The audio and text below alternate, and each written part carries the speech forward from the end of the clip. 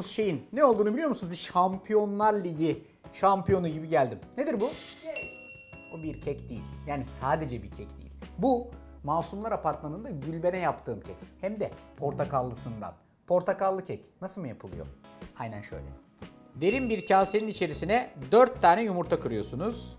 Yumurtaları hafifçe çırparken üstüne 1 su bardağı kadar da toz şeker ilave ediyorsunuz.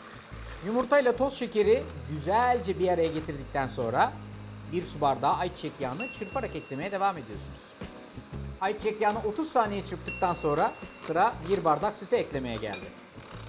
Çırpma işlemimiz aslına bakarsanız bu kadar. Şimdi ben bunun içerisine portakalın aromasını versin diye portakalın hem kabuğunu hem de suyunu ekleyeceğim. Önce şöyle hızlıca bir kabuğunu rendeliyorum. Portakalın sadece kabuğu ama alt tarafındaki beyaz kısmı değil, sadece kabuğu. Kabuğun hemen arkasından portakalımı ikiye kesiyorum ve bütün suyunu olduğu gibi içine sıkıyorum. Sırada kuru malzemeler var. Buyurun unla başlayalım. 3 bardak unu bir eleğin içerisine transfer ediyorum. Üstüne 1 paket kabartma tozu, 1 paket de toz vanilya ilave ediyorum. Elekten geçiriyorum ve bütün topakları paramparça ediyorum. Topaklardan kastım işte şu gördüğünüz kötü çocuklar. Bunları hop hemen birden iyi çocuk haline getiriyoruz. Öncelikle bir spatula alıyorsunuz. Sonra bunu şöyle dışarıdan içeriye doğru kapatarak güzelce karıştırıyorsunuz. Ortadan ileriye, kenardan ortaya doğru kapatarak karıştırın bunu. Sizin de gördüğünüz gibi böyle hafif yoğunlaşmış ama küçük küçük üstünde böyle küçük küçük partiküller olan bir kıvamdayız. Şimdi bu tarifi yaparken 2 tane çok önemli nokta var. 1. Kek kalıbınızı önden yağlayacaksınız ve mutlaka dolapta muhafaza edeceksiniz. Böyle yaptığınız zaman içerisindeki koyduğunuz tereyağı iyice bir katılaşıyor ve keki içine döktüğünüz zaman alttaki tereyağı kenarlara kaçmıyor. Tamamen altta kalıyor. Bu da kekin şu anda altta kalan ama az sonra çevirdiğimiz zaman üste gelecek kısmının müthiş gevrek pişmesini sağlıyor. Bütün keki dikkatli vaziyette kalıba alıyorsunuz. Tarifin en önemli ikinci kısmı da fırın. Fırını yakmayı unuttuk. Hayır unutmadık. Benim boş fırınımın Perfect Bake özelliği var. O neyi nasıl pişireceğini çok iyi biliyor. Mesela şimdi bu tarif bir kek. Benim için bana yardımcı olacak. Hadi bakalım buyurun. Şöyle ilerliyoruz. Önce fırını açıyoruz. Menüyü seçiyoruz. Menüden asisti tuşluyoruz. Burada bir sürü ürün var. Benim yapacağım kek olduğu için o burada. Kek, ekmek, pizza.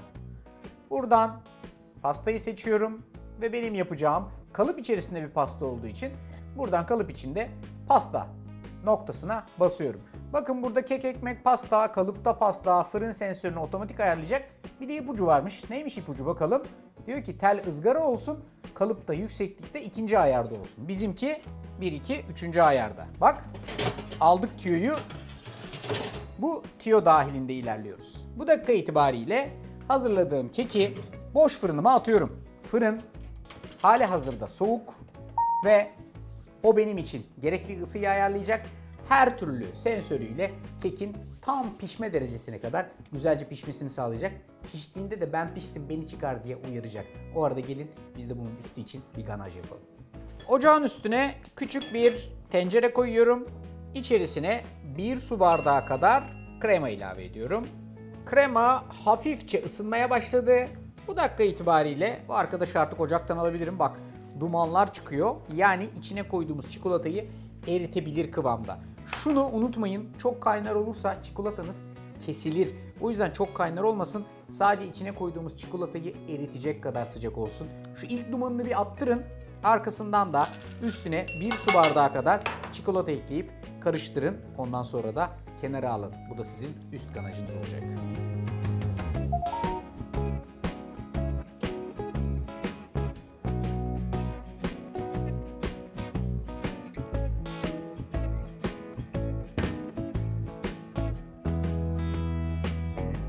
Fırından çıkarıyorsunuz, ters çeviriyorsunuz, servis tabağına alıp ganajı üstüne gezdiriyorsunuz. En son olarak da ben üstüne birazcık şu küçük portakallı drajelerden attım.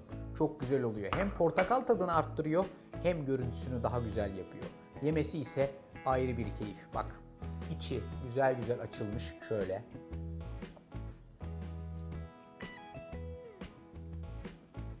Portakallı. Hatta biraz da çikolatalı. Ve drojeli kek. Gülben Style'a. Hepinize afiyet olsun.